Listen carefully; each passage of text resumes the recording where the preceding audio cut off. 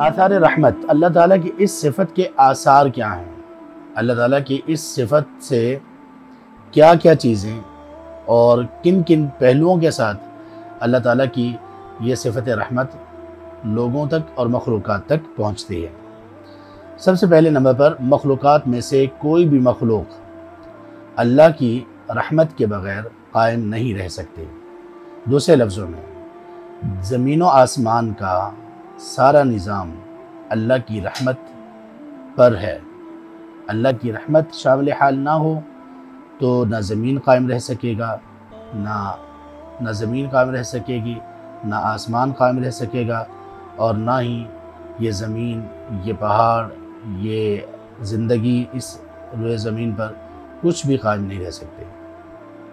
اس لیے اللہ تعالیٰ نے فرمایا سورۃ الاعراف میں آیت نمبر 156 میں، وَرَحْمَتِي وَسِعَتْ كُلَّ شَيْءٍ، اور میری رحمت ہر چیز پر وسیع ہے، یعنی میری رحمت ہر چیز کو ڈھانپے ہوئے ہے۔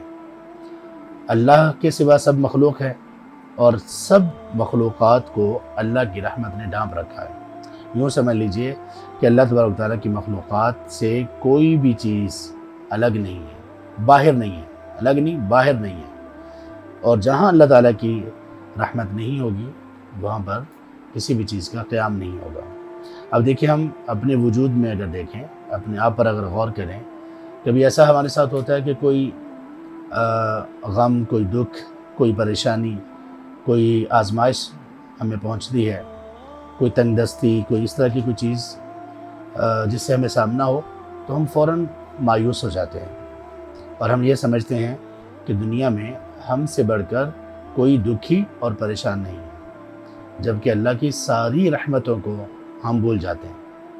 اگر ایک شخص کو مال کے اعتبار سے تنگی کا سامنا ہے تو وہ یہ دیکھے کہ سبحان اللہ، اللہ کی کتنی نعمتوں کو وہ استعمال کر رہا ہے۔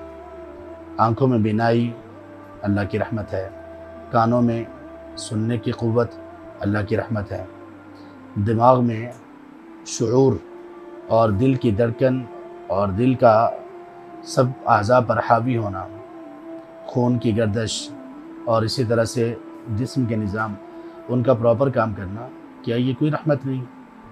رحمت ہے یہ سب۔ اور ان میں سے اگر کوئی ایک چیز بھی، کسی ایک چیز سے بھی اللہ کی رحمت اٹھ جائے تو پھر کیا ہوگا؟ تو وہ چیز ڈیمیج ہو جائے گی۔ تو اس لیے آپ صلی اللہ علیہ وسلم کی بہت ساری دعاؤں میں بھی، قرآن کریم کی بہت ساری آیات میں بھی اللہ تعالیٰ کی یہ دونوں صفات کثرت سے آپ کو ملیں گی۔